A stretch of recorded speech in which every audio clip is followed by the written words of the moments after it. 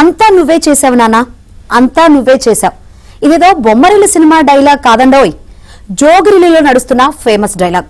YCP అధికారంలో ఉన్నప్పుడు ఎంతగా రెచ్చిపోయాడో అంతే లెవెల్లో తన కొడుకు పెళ్లి విషయంలో రెచ్చిపోయాడు. తన మాటే శాసనం అంటూ తన కొడుకును శాసించాడు. తప్పని పరిస్థితి, చెప్పుకోలేని నిస్సహాయ స్థితిలో ఆ కొడుకు తల వంచాడు. కాలం తిరిగింది, కర్మ వెంటాడడం మొదలుపెట్టింది. తాను చేసిన తప్పిదాలు ఒక్కొక్కటి వెలుగు చూస్తూ జైలు పక్షిగా తిరుగుతున్న ఆ తండ్రికి కొడుకు రూపంలో ఎదురుదెబ్బ తగిలింది. ఏ రోజు గొంతు విప్పని ఆ కుమారుడు తన తండ్రిపై ఎదురు తిరిగాడు. గుట్టుగా 4 గోడల మధ్య ఉండాల్సిన కుటుంబ విషయాలు ఇప్పుడు అందరికీ తెలిసిపోవడంతో ఇదేం ఫ్యామిలీరా బాబు అని చర్చించుకుంటున్నారు.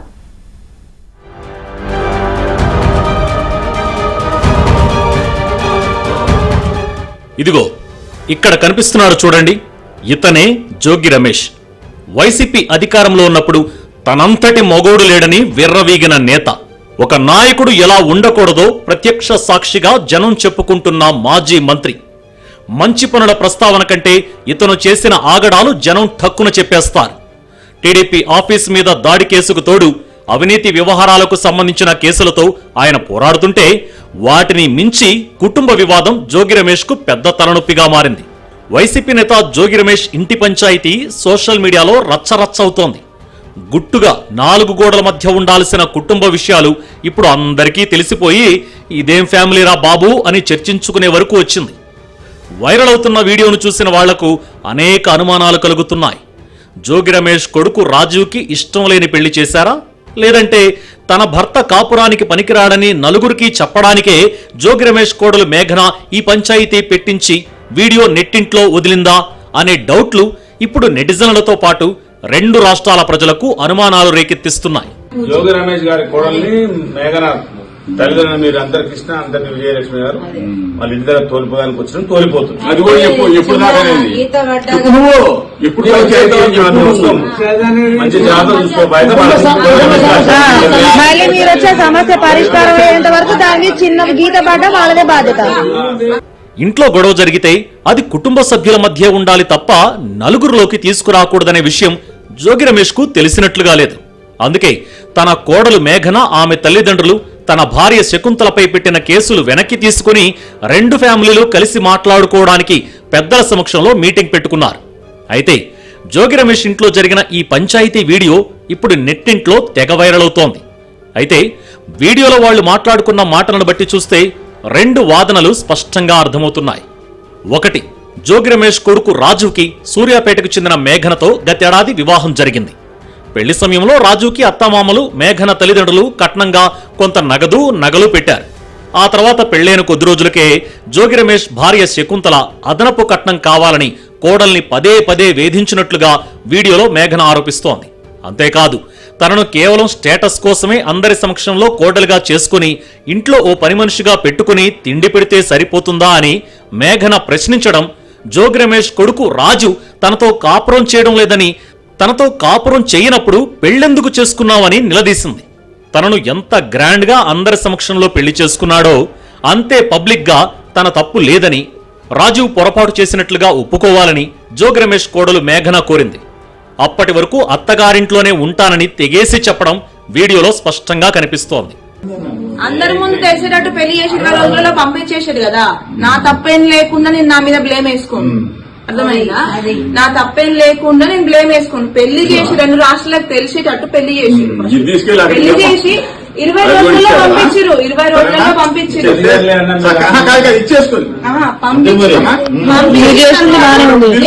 నేను వచ్చిన తప్పు గురించి కాదు, దేని గురించి వచ్చినా అంటే ఎంతమంది ముందైతే పెళ్లి చేసిరో అంతమంది ముందుగే తెలిసేటట్టు ఆ అమ్మాయి తప్పేం లేదు, మా తప్పు వల్లనే మేము వద్దనుకుంటున్నాం అని చేసిన రోజు నాకు న్యాయం జరిగినట్టు నా విషయంలో.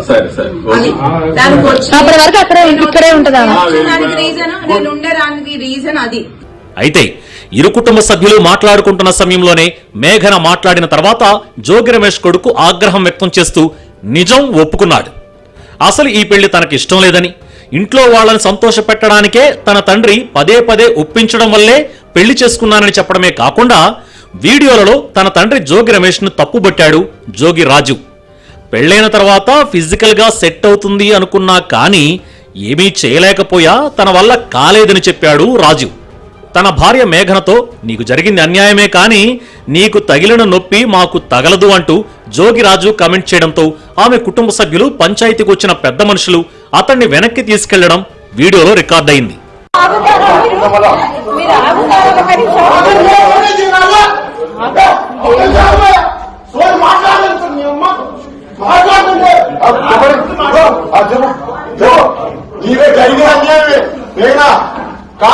కానీ నీకు దెబ్బ తగిలింది, నీ నొప్పి మాకు నొప్పి రాదు, గుర్తుపెట్టుకో.